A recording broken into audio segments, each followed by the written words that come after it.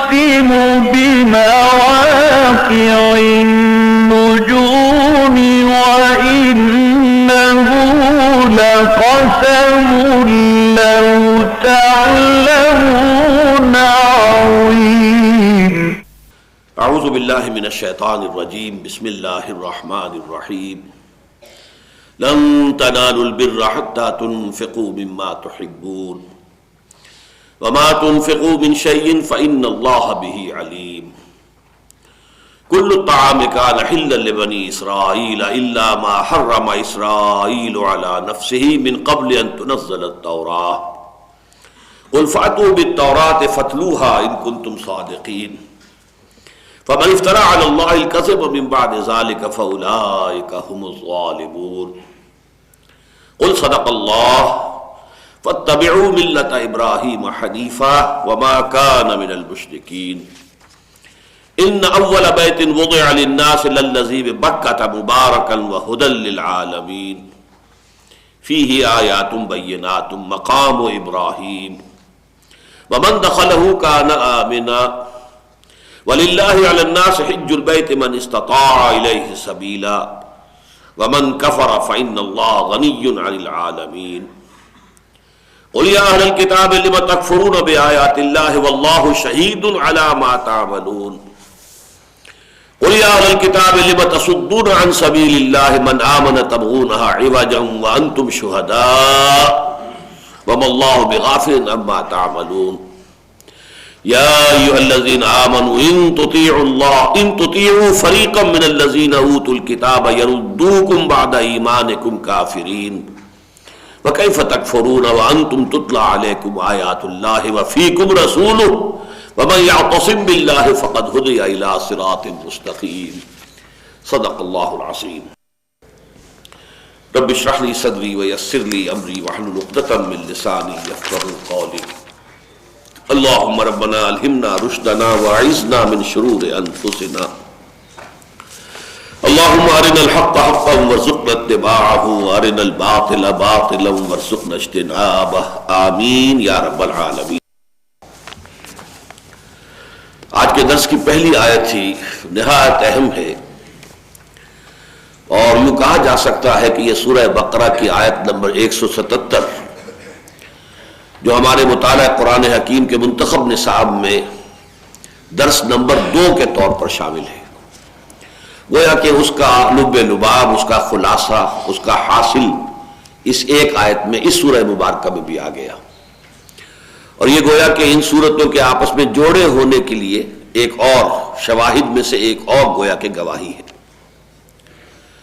آیت آپ کو یاد ہوگی، سورہ بقرہ کی 177ویں آیت قرآن حکیم کی جامع ترین آیات میں سے ہے.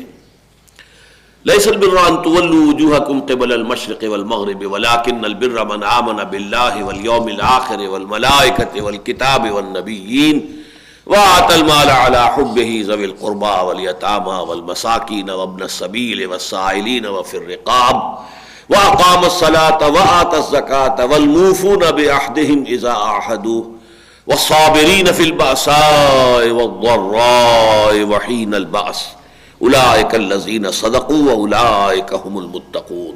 صدق اللہ العظیم. یہ عظیم آیت بلکہ یکے از عظیم ترین آیات قرآنیہ نیکی کے تصور کو بتمام و کمال واضح کر رہی ہے. نیکی کا ایک تصور کہ جو عام طور پر معاشروں میں ہوتا ہے، جزوی تصور، ایک مذہبی لوگوں کا تصور ہوتا ہے، عبادات کو سارا اس کے اندر اہمیت کا عمل دخل ہوتا ہے. عام لوگ جو ہیں جدید تعلیم یافتہ مثلا ہمارے معاشرے میں وہ کہیں گے صاحب سچ بولنا چاہیے، جھوٹ نہیں بولنا چاہیے، باقی نماز روزے کا کیا ہے، وہ کسی نے کر لیا تو اپنے لیے، نہیں کیا تو اپنے لیے. وہ ان کا تصور نیکی ہے. تو نیکی حقیقت میں کیا ہے فی الواقع؟ وہ آیت تو خود نہایت جامع آیت ہے جیسا کہ میں نے عرض کیا، لیکن یہ کہ اس میں اہم ترین بات یہ آئی تھی سامنے کہ نیکی کی روح تو ہے ایمان، لیکن نیکی کے جو مظاہر ہیں ان میں اولین مظہر ہے انسانی ہمدردی کا وہ جذبہ کہ جس کے تحت انسان اس مال کو جو خود اسے محبوب ہو، وَآتَى الْمَالَ عَلَى حُبِّهِ ذَوِي الْقُرْبَى وَالْيَتَامَى وَالْمَسَاكِينَ وَابْنَ السَّبِيلِ وَالسَّائِلِينَ وَفِي الرِّقَابِ. قرابت داروں کو، یتیموں کو، مساکین کو، محتاجوں کو، مقروضوں کو، غلاموں کے آزاد کرانے میں، اور مسافروں کو دے سکے اپنا مال۔ یہ گویا کہ جو مظاہر نیکی ہے، عملی نیکی، اس میں اہم ترین نیکی ہے۔ یہی بات ہے کہ جو اس آیہ مبارکہ میں بیان ہو گئی، لن تنالوا البر حتى تنفقوا مما تحبون۔ یہ جو اسلوب ہے قرآن میں فعل مضارع سے پہلے لام اور نون کو لگا دینا، اس کا یوں سمجھیے کہ نفی کی انتہا ہے۔ جیسے فعل مضارع سے پہلے لام مفتوح اور آخر میں نون مشدد، لا فعلن، یہ گویا کہ کسی چیز کے کرنے کے ضمن میں، کسی چیز کی حتمیت، قطعیت، یقینیت کے لیے اب یہ آخری اسلوب ہے۔ اسی طرح کسی چیز کے ناممکن ہونے کے لیے، کسی چیز کے ناممکن الحصول ہونے کے لیے یہ لن تنالوا البر حتى تنفقوا مما تحبون، تم نیکی کو حاصل ہی نہیں کر سکتے، نیکی کے مقام تک پہنچ ہی نہیں سکتے جب تک کہ خرچ نہ کرو ان چیزوں میں سے جو تمہیں محبوب ہیں۔ اب اس آیت میں پہلے تو غور کیجئے، میں اگرچہ اس پر بڑی تفصیلی بحث میں کیا کرتا ہوں اس منتخب نصاب کے درس نمبر 2 میں، لیکن آج پھر میں اس کا تھوڑا سا اعادہ کرنا چاہتا ہوں، اس لیے کہ میں نے دیکھا ہے کہ اکثر جگہوں پر جو بھی اہل لغت ہیں یا مفسر حضرات ہیں، انہوں نے اس بر کا ترجمہ کرنے میں ویسے تو یہ کہ قریب قریب بات آ جاتی ہے، وفاداری، کسی کا حق پورا ادا کرنا، اللہ کا حق آپ پورا ادا کریں تو گویا کہ آپ بر ہیں، وَلَمْ أَكُنْ جَبَّارًا شَقِيًّا، تو اس طریقے سے میں اپنے والدین کے لیے میں وفادار ہوں، نیک ہوں، ان کے خدمتگار ہوں۔ اسی طرح برم بوالدتی، یہ حضرت عیسیٰ علیہ السلام نے کہا میں اپنی والدہ کے حق میں بہت ہی خدمتگار، خدمت گزار، بہت نیک، بہت وفادار ہوں۔ لیکن اس لفظ کی اصل حقیقت کو سمجھنا چاہیے کہ بحر کے مقابلے میں بر کا لفظ آتا، بحر و بر۔ بحر میں جب تک انسان ہوتا ہے وہ یوں سمجھیے کہ شیکی ہوتا ہے، ظاہر بات ہے سمندر ہے، سمندر میں لہریں اٹھ رہی ہیں، جہاز ہچکولے کھاتا ہے، کبھی دائیں کبھی بائیں، بڑے سے بڑا جہاز بھی ہچکولے کھائے گا، بڑی بڑی لہریں آ جاتی ہیں، تو گویا کہ بڑی انسرٹنٹی سی ہوتی ہے جب تک کہ آپ سمندر میں ہیں۔ لیکن جیسے ہی آپ کا پاؤں آ جاتا ہے بر پر، یعنی خشکی پر، اب ایک طرح کی شیورٹی، کانفیڈنس، سیلف ایشورنس، اب آپ کو ایک اعتماد ہو گیا، اب وہ خوف اور خطرے کی کیفیت، وہ شیکینس ختم ہو جاتی ہے۔ تو اصل میں دل کی وہ کیفیت، دلی اطمینان، دلی سکون، جو کہ در حقیقت کسی خیر کے کام کے کرنے سے انسان کو حاصل ہوتا ہے، یہ اصل حقیقت ہے کہ جیسے سمندر سے اتر کر اگر جب تم خوشی میں آ جاتے ہو تو تمہارا طبیعت میں ایک اطمینان کی کیفیت ہو جاتی ہے، ایسے ہی کبھی کسی بھوکے کو کھانا کھلا کر دیکھو، تمہیں دل میں وہی ٹھنڈک محسوس ہوگی، وہی اطمینان محسوس ہوگا، وہی ایک انشراح کی کیفیت محسوس کرو گے۔ خاص طور پر جب کہ تمہیں بھی لالے پڑے ہوئے ہو، تمہارے پاس بھی راشن ختم ہو رہا ہو، اگر اس حال میں کہیں تم نے کسی بھوکے کو بھی اپنے پاس جو بھی کچھ ہے اس میں شریک کر لیا، تو پھر جو کیفیت حاصل ہوگی، روح کو جو بالودگی ملے گی، جو اس کے اندر ترفع ہوگا، جو اس سے ایک روحانی مسرت حاصل ہوگی، اس کا تم اندازہ کر سکتے ہو۔ تو اسی طریقے سے نیکیاں جو ہیں جسے ہم کہتے ہیں ورچوز، خدمت خلق کے کام، لوگوں کے دکھوں پر مرہم رکھنے کا کام، لوگوں کے رنج کو شیئر کر لینے کا کام، سمپیتھی انگریزی کا لفظ جو ہے وہ سم اور پیتھی، پیتھوس کہتے ہیں رنج اور غم کو، تو رنج اور غم میں شریک ہو جانا، سمپیتھی، آپ اس کے غم میں شریک ہو گئے، آپ نے اس کے ساتھ شیئر کیا ہے، آپ اس کی دلجوئی کر رہے ہیں، تو گویا کہ اس کا غم آپ نے بانٹ لیا ہے۔ سمپیتھی کے معنی یہ ہے اصل میں ہمدردی، درد آپ کا مشترک ہو گیا ہے۔ ہم عصر، ایک ہی زمانے کے لوگ، ہم جماعت، ایک ہی جماعت میں لوگ، ہم درد، وہ لوگ جن کے درد مشترک ہو جائیں، جو لوگ ایک دوسرے کے درد کو محسوس کر سکتے ہیں۔ تو اس ضمن میں ایک نظم جو پڑھی تھی میں نے میٹرک میں انگریزی میں، وہ مجھے نہیں بھولتی ہے، وہ بڑی پیاری نظم ہے، چیریٹیز۔ اب چیریٹی کا لفظ آتا ہے انگریزی میں بر کے لیے، نیکی، خیر، بھلائی، کسی کی تکلیف کو دور کرنے کی کوشش، بھوکے کو کھلانا، پیاسے کو پانی پلانا، بیمار کی دوا دارو کرنا، یہ سب کیا چیریٹی ہے، چیریٹیبل ایکٹس ہیں۔ Charities that soothe and heal and bless. اب یہ تین الفاظ دیکھیے، اس نیکی کے کام کرنے سے ایک سودنگ ایفیکٹ ہوتا ہے آپ کے اوپر، اینڈ ہیل، آپ کے اندر کے زخم جو ہے وہ ان کے اوپر مرہم رکھا جاتا ہے. Charities that soothe, that heal and bless are scattered over the feet of man like flowers. یہ تو نیکیاں جو ہیں یہ انسانوں کے قدموں میں جیسے پھول کسی نے بکھیر دیے بکھرے ہوئے ہیں. جو شخص چاہے پھول اٹھا لے. پھول کھلے ہیں گلشن گلشن، لیکن اپنا اپنا دامن، وہ جو کھلے ہوئے پھول ہیں یا بکھرے ہوئے پھول ہیں ان کو سمیٹنے کے لیے ظاہر بات ہے کہ آپ کی جھولی جتنی بڑی ہے اتنی پھول سمیٹ سکیں گے. They are scattered over the feet of men like flowers. No mystery is here, no special boon. For the high and not for the low. ایسا نہیں ہے کہ یہ صرف امیروں کے لیے ہی صرف اللہ نے یہ چیزیں رکھی ہوں، غریبوں کے لیے نہ ہو. غریب اپنی ایک روٹی میں کسی کو شریک کر لے گا تو اس سے کہیں زیادہ مسرت حاصل ہو جائے گی، جبکہ لکھپتی جو ہے 100 مسلی کھلا دے اور پیٹ بھر کر کھانا کھلا دے، اس کو وہ کیفیت نہیں مل سکتی کہ جو غریب اپنی ایک روٹی کو بانٹ کر اگر کھا رہا ہے کسی کے ساتھ. تو یہ کوئی ایکسکلوسیو وہ نہیں ہے کہ یہ صرف امیروں ہی کے لیے ہو. No mysteries here, no special boon for the high and not for the low. اب یہاں سملی آئی ہے جسے کہتے ہیں تمثیل. The smoke ascends as high from the hearth of a humble cottage as from that of a haughty palace. ایک بہت شاندار محل ہے، اس کی بھی چمنی سے دھواں جا رہا ہے. ایک بیچارے غریب کی کٹیا ہے، اس کٹیا میں بھی کوئی چولہا جل رہا ہے، اس میں سے بھی دھواں جا رہا ہے. دھواں برابر اوپر جائے گا، اس کے اوپر جانے میں کوئی فرق نہیں ہوگا، چاہے وہ ہاٹی پیلس سے نکل رہا ہو اور چاہے ہمبل کاٹیج سے نکل رہا ہو. اسی طرح ان نیکیوں سے اپنے آپ اپنے باطن کے اندر ایک راحت کا احساس حاصل کر لینا، یہ سب کے لیے کھلا میدان ہے. پھول کھلے ہیں گلشن گلشن، لیکن اپنا اپنا دامن. تنزيل من رب العالمين. لن تنالوا البر حتى تنفقوا مما تحبون. وہاں پر بھی ہم نے دیکھا کہ ایمان کی فوراً بعد وہ آت المال علی حبہ ذوی القربى والیتامى، اب یہاں بھی انفاق کو پہلے لائے اور یہی گویا کہ اصل روح بیان کی. یہاں تو ایک ہی چیز کا بیان ہو رہا ہے، لیکن یہاں نمایاں کیا ہے کہ ایک ہے وہ مال خرچ کرنا جو آپ کو خود پسند نہیں ہے. سورہ بقرہ میں جو 2 رکوع آئے تھے اس میں بھی اس کی بات آئی تھی کہ الا ان تغمضوا فیہ، تم جو ہے اپنا ردی مال نکال کر کسی کو نہ دو غریب کو، کہ جو اگر کسی وقت تم غریب ہو اور تمہیں دیا جائے تو تم کبھی پسند نہیں کرو گے کہ تم وہ مال قبول کرو، الا یہ کہ بس صرف اپنی نگاہ بند کر لو اور لے لو. ٹھیک ہے، اب جو بھی میں نے ہاتھ دستے سوال دراز کیا تھا اب جو بھی رکھ دیا ہے ٹھیک ہے قبول کر دوں گا.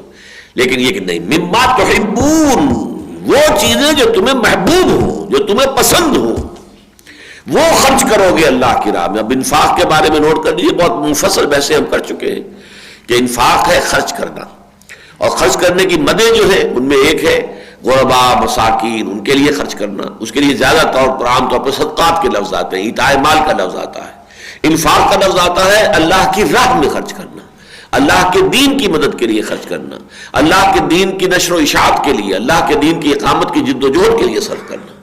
لیکن اس میں بھی بہتر سے بہتر مال نکالو، اعلیٰ سے اعلیٰ مال نکالو، بیشتر مال نکالو. یہ نہیں کہ تھوڑا سا نکال دیا اور اس سے سمجھا کہ بس میں نے حق ادا کر دیا ہے، نہیں، بہتر اور بیشتر مال نکالو اللہ کی راہ میں. لن تنالوا البر حتى تنفقوا مما تحبون وما تنفقوا من شيء فإن الله به عليم. اب ماں میں عام کر دی، جو بھی تم خرچ کرو گے، جو شے بھی، وہ اللہ تعالیٰ اس کو جانتا ہے، اس کی قدر و قیمت سے واقف ہے. جن احساسات و جذبات کے ساتھ تم خرچ کر رہے ہو اس سے بھی واقف ہے. تمہاری دلی جو کیفیات اس وقت ہے وہ بھی اللہ پر آیا ہے. اور یہاں ایک نقطہ نکالا ہے بعض مفسرین نے، اور میں سمجھتا ہوں کہ وہ درست بھی ہے اور آج کے ماحول میں بڑا ریلیونٹ ہو گیا ہے، کہ وہ چیزیں بھی کہ جو آپ کے گھر میں بیکار پڑی ہوئی ہیں ان کا بھی کسی کو دے دینا ثواب سے قطعاً خالی نہیں ہے. یہ دوسری بات ہے کہ نیکی کا اعلیٰ مقام، بلند مقام، نیکی کی اصل حقیقت تک رسائی کے لیے تو جو محبوب مال ہے وہ خرچ کرنا ہوگا.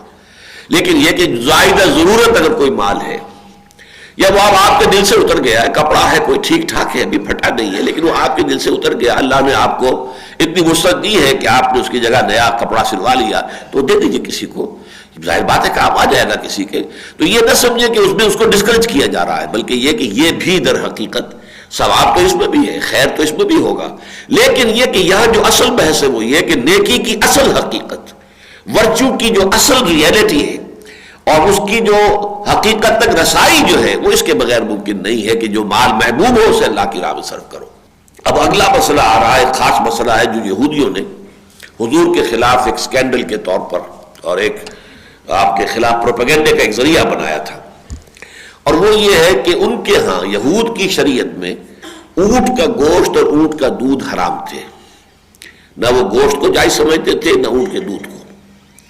اب اس پر اعتراض کرتے تھے کہ یہ جو کہتے تو یہ ہے کہ ہم اسی شریعت کے پیروکار ہیں جو ابراہیم کی ہے، ملت ابراہیم حنیف، ملت ابراہیم حنیفہ، لیکن ابراہیم کے زمانے سے تو یہ چیزیں حرام چلی آ رہی ہیں، یہ محمد نے کیسے حلال کر لی صلی اللہ علیہ وسلم؟ تو اس کا جواب دیا گیا ہے کہ بات تمہاری غلط ہے، یہ چیزیں حرام نہیں تھی، ہاں ایک خاص بات ہے جو اس کے پس منظر میں ہے، وہ کیا ہے؟ کل الطعام کان حلا لبنی اسرائیل۔ اب الطعام یہاں پہ آیا، الف لام جو ہے وہ عہد کا ہے، معہود ذہنی، جن چیزوں کے بارے میں گفتگو ہو رہی ہے، وہ چیزیں کہ جن کے بارے میں حلت و حرمت کے بارے میں جو ایک اختلاف اور نزاع برپا کر دیا گیا ہے، ورنہ یہ نہیں کہ ہر چیز کھانے جائز ہے، یعنی یہ کہ سور کا کھانا کبھی بھی جائز نہیں تھا اور مردار کا کھانا کبھی بھی جائز نہیں تھا، لیکن جو چیزیں عام طور پر کھائی جاتی ہیں یا اس معاشرے میں جن کا گوشت کھایا جا رہا تھا، اب وہ بکریاں ہیں، بھیڑیں ہیں، گائے ہے، بیل ہے، اور اسی طرح اونٹ ہے، یہ چیزیں تھی جو ان کے ہاں کھائی جاتی تھی، ان کا گوشت کھایا جاتا تھا۔ کل طعام کان حلا لبنی اسرائیل، یہ ساری کی ساری کھانے کی چیزیں حلال تھیں بنی اسرائیل کے لیے، الا ما حرم اسرائیل علی نفسہ، سوائے اس کے کہ جسے حرام ٹھہرا دیا تھا خود اسرائیل نے اپنے آپ پر۔ اب یہاں اسرائیل آیا حضرت یعقوب علیہ السلام کے لیے، اس لیے کہ ان کا جو نام تھا وہ تو یعقوب تھا، لیکن ان کا خطاب یا لقب جو ہے وہ اسرائیل ہے۔ اسرائیل عبرانی میں عبداللہ کو کہتے ہیں، اسر سے ہی اسیر بنا ہے، اور ہمارا تنظیمی اسرا، ایک بندش جہاں ہو، بندش چند افراد مل کر ایک یونٹ بن گئے ہیں، وہ ہم اسرا کہتے ہیں اسے۔ اسیر وہ ہے جو بنا ہوا ہے، بیڑیاں ہیں اس کے یا کوئی اور اس کے کسی زنجیر میں اس نے جکڑا ہوا ہے، وہ اسیر ہے۔ تو اسم عبد کے لیے، بندے کے لیے، غلام کے لیے، ایل جو ہے عبرانی میں اللہ کے لیے ہے۔ تو اسرائیل عبداللہ حضرت یعقوب علیہ السلام کا یہ لقب یا خطاب تھا۔ انہوں نے اپنے اوپر بعض چیزیں حرام کر لی تھیں، خاص طور پر یہ اونٹ کا جو گوشت ہے، اس کے علاوہ اور بھی ہے، اللہ تعالیٰ نے بعض ان کے علماء کی منہ شگافیوں کی وجہ سے بعض اور چیزیں بھی اوپر حرام کر دی تھی، جن کا کہ سورہ انعام میں ذکر آتا ہے، وعلی الذین ہادوا حرمنا کل ذی ظفر، بعض چیزیں وہ جانور وہ کہ جن کے ناخن پھٹے ہوئے نہیں ہوتے بلکہ جن کا وہ ایک ہی کھر ہوتا ہے، وہ بھی ان کے اوپر حرام کر دیے گئے تھے، لیکن وہ بھی اصل میں سزا کے طور پر کہ انہوں نے بہت مین میخ نکالی، بہت سوالات کیے، تو اس طریقے سے ہوتے ہوتے اپنے اوپر کچھ اور چیزوں کی بندش کرا لی۔ لیکن اصل مسئلہ جو تھا وہ اونٹ کا تھا۔ اس کے بارے میں آتا ہے کہ حضرت یعقوب علیہ السلام نے اس کو نہ کھانے کا عہد کر لیا تھا۔ اب اس کے ضمن میں دو روایتیں ملتی ہیں، ایک تو یہ کہ عرق النساء کا انہیں عارضہ تھا، تو اطباء کا کہنا یہ تھا کہ آپ یہ گوشت نہ کھائیں اور اس کا دودھ نہ پئیں، تو اس لیے انہوں نے ترک کر دیا تھا۔ ایک رائے یہ ہے کہ وہ انہیں بہت محبوب تھا، بہت ہی اس کے مشتاق تھے اس کے کھانے کے، لیکن انہوں نے نظر مانی تھی، اللہ اگر مجھے اس عارضے سے، اس تکلیف سے نجات مل جائے تو میں اپنی محبوب ترین چیز ترک کر دوں گا، اور وہ محبوب ترین چیز جو ہے وہ اونٹ کا گوشت تھا جو انہوں نے ترک کر دیا۔ واللہ عالم کسی وجہ سے انہوں نے اپنے اوپر پابندی لگا لی کہ میں اب یہ اونٹ کا نہ گوشت کھاؤں گا نہ دودھ پیوں گا۔ یہ چیز پھر ان کی اولاد میں چلی ایسے کہ اس نے شکل اختیار کر لی کہ شاید یہ کوئی شریعت کا ضابطہ ہے یا قانون ہے۔ اس کی مثال ہمیں ملتی ہے حضور کی زندگی میں بھی کہ نبی اکرم صلی اللہ علیہ وسلم نے بھی ایک موقع پر بعض چیزیں اپنے اوپر حرام کر لی تھی، قسم کھا لی تھی کہ میں یہ استعمال نہیں کروں گا، تو اللہ تعالیٰ نے اس کے اوپر فرمایا یا ایھا النبی لما تحرم ما احل اللہ لک تبتغی مرضات ازواجک، یہ آپ کیا کر رہے ہیں، آپ نے کیوں اپنے اوپر حرام کر لی ہے وہ شے جو اللہ نے آپ کے لیے حلال ٹھہرائی ہے، صرف اپنی بیویوں کی رضا جوئی میں۔ اس میں اندیشہ یہی تھا کہ آپ جو کام کر رہے ہیں تو امت یہ سمجھے گی کہ شاید یہ آپ نے ایک طبع بشری کے طور پر نہیں کیا ہے، ذاتی ویسے ہی فیصلے کی بنا پر نہیں کیا، شاید یہ کوئی شریعت کا حکم ہے۔ تو چونکہ نبی کا تو ہر فعل جو ہے پھر آگے حجت بننے والا ہے، اسی سے تو استدلال کیا جائے گا، اسی سے بنیاد جو قائم کی جائے گی اپنے تمام دلیلوں کی، لہذا منع کر دیا گیا لما تحرم ما احل اللہ لک تبتغی مرضات ازواجک۔ اور اس کے بعد یہ بھی فرما دیا گیا قد فرض اللہ لکم تحلۃ ایمانکم، آپ قسم کھا بیٹھے ہیں تو کوئی حرج نہیں ہے، اللہ تعالیٰ نے قسم کھولنے کا اور قسم توڑنے کا راستہ بتا دیا ہے، معین کر دیا ہے آپ کے لیے. یہ سورہ مائدہ میں تفصیل سے آ چکا ہے کہ اگر قسم کوئی پورے دل کے ارادے کے ساتھ کھائی گئی ہو اور اسے پھر توڑنا ہو یا کھولنا ہو تو اس کی یہ کفارہ موجود ہے. تو اسی طرح کا معاملہ تھا یہ کہ حضرت یعقوب علیہ السلام نے اپنے لیے گویا کہ طے کر لیا تھا کہ اونٹ کا گوشت نہیں کھائیں گے.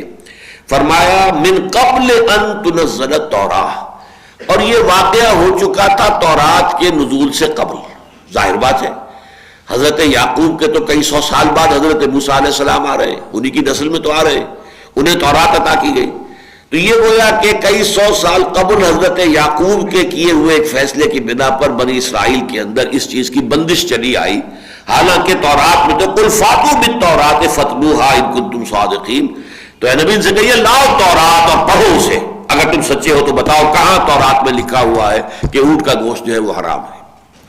میں نے اس کے لیے ذرا تحقیق بھی کی تو معلوم ہوا کہ تورات میں تو اتنا کھلا حکم لکھا ہوا ہے، every moving thing that liveth on earth shall be meat for you. اب یہ جو پہلی کتاب ہے بک آف جینیسس، سفر تخلیق، اس کے 9ویں باب کی یہ 3ری آیت ہے. جو بھی زمین پر چلتی ہوئی چیز ہے، جانور جو رہ رہا ہے، جو بھی ہے، جاندار جو بھی ہے، ایوری موونگ تھنگ جو چل رہا ہے، that liveth on the earth shall be meat for you, even as the green herb have I given you all these things. جیسے ہم نے ہری جو ہے سبزیاں اس زمین کی تمہارے لیے حلال کر دی ہے، اسی طرح یہ تمام جو موونگ حیوانات ہیں ان کا گوشت بھی تمہارے لیے حلال ہے. یہی واحد آیت ہے تورات کے اندر، لہذا تورات سے وہ نکال کر نہیں دکھا سکے کوئی حکم اونٹ کی گوشت کی حرمت کا. تو فرمایا اگر تم سچے ہو تو دکھاؤ، اور نہیں دکھا سکے فمن افترى على الله كذبا من بعد ذلك، تو اب اس کے بعد بھی جو شخص اللہ پر تہمت جڑے گا، غلط بات جو ہے اللہ کے گھر منسوب کرے گا، فاولئک هم الظالمون، تو ظاہر بات ہے کہ پھر وہی لوگ ظالم ہیں، وہی لوگ ہیں در حقیقت کے جو تعدی پر اترے ہوئے ہیں، جو ہٹ دھرمی پر اترے ہوئے ہیں. یہ گویا کہ اسی طرح کی بات ہو گئی کہ جیسے مباہلے کی دعوت حضور نے دی تھی جو نصارہ کو، عیسائیوں کو، اور وہ اس سے کنی کترا کر بھاگ گئے تھے، اسی طریقے سے اس معاملے میں بھی کھلا چیلنج کیا کہ لاؤ تورات، قل فاتوہا فاتوا بالتوراۃ فتلوہا، لاؤ تورات اور کھولو پڑھو ان کنتم صادقین، اگر سچے ہو. قل صدق اللہ، کہہ دیجئے دیکھو اللہ نے سچ بات واضح کر دی ہے، حقیقت واضح کر دی ہے، اگر تم مغالطے میں تھے تو اب اس کی تصحیح ہو جانی چاہیے. فاتبعوا ملت ابراہیم حنیفا، بس پیروی کرو ابراہیم ہی کے طریقے کی جو یکسو تھے، ہر اعتبار سے یکسو، وما کان من المشرکین، اور وہ ہرگز مشرکین میں سے نہیں تھے. تم نے اگر ابراہیم الاٹ کر دیا ہے بنو اسماعیل کو علیہ الصلوۃ والسلام تو یہ تمہاری غلطی ہے کہ تم اپنے آپ کو موسیٰ یا عیسیٰ تک محدود رکھے ہوئے ہو، جبکہ ان سب کا کہ جد امجد جو ہے وہ حضرت ابراہیم علیہ الصلوۃ والسلام ہے. تو انہی کے ملت کی، انہی کے طریقے کی پیروی کرو. ان اول بیت وضع للناس للذی ببکۃ مبارکا وہدی للعالمین، یقیناً پہلا گھر جو لوگوں کے لیے بنایا گیا، مطلب اللہ کی بندگی اور اطاعت کے لیے اور غلامی کے لیے اور نماز کے لیے، اللہ کی عبادت کے لیے جو پہلا گھر بنایا گیا وہ وہی ہے، للذی لام تاکید کا ہے، وہ یقیناً وہی ہے، بے بکہ جو بکہ میں ہے. یہاں سب سے پہلے لفظ بکہ سمجھ لیجئے، یہ مکہ اور بکہ در حقیقت ایک ہی لفظ ہے، یہ دو لغتیں ہیں ایک ہی لفظ کی. عربی زبان کا بھی قاعدہ یہ ہے، اور یہ مجھے آج ہی اصل میں جب میں صبح غور کر رہا تھا اور میں نے کچھ تحقیق کی ہے تو یہ میرے علم میں اضافہ ہوا کہ عربی زبان میں لام اور بے جو ہے ایک دوسرے کی جگہ آ جاتے ہیں. چنانچہ لازم کو وہ لازم بھی کہہ دیتے ہیں. یہ 3 لازم جو حضرت آدم کی تخلیق میں 3 لازم آتا ہے، وہ گارا جس میں کہ لیس پیدا ہو چکا، چپاہٹ پیدا ہو جائے تو لازم ہم کہتے ہیں چپک جانے کو، لازم لزوم چپک جانا. ملتزم رفیق ہمارا تنظیم کا وہ ہوتا ہے جو واقعی چمٹ گیا اس کے نظم کے ساتھ اور پابندی کر رہا ہو، تو لازم کی جگہ وہ لازم بن گیا. تو میم اور یہ بے جو ہے یہ ایک دوسرے کی جگہ انٹرچینج ہو جاتے ہیں. اور عراق میں در حقیقت شہر کو کہتے ہی بک تھے، چنانچہ ایک بہت بڑا شہر ان کا ہوتا تھا. اب تو خیر وہ بہت ہی یعنی شاید نام بھی کہیں اس کا باقی رہ گیا ہے، حقیقت کوئی ہے یا نہیں مجھے نہیں علم نہیں ہے. بال بک، بال ان کا بہت بڑا دیوتا ہوتا تھا مشرکوں کا، تو بال بک وہ شہر کہ جو بال کا ہے، بال کا شہر تو بال بک تھا.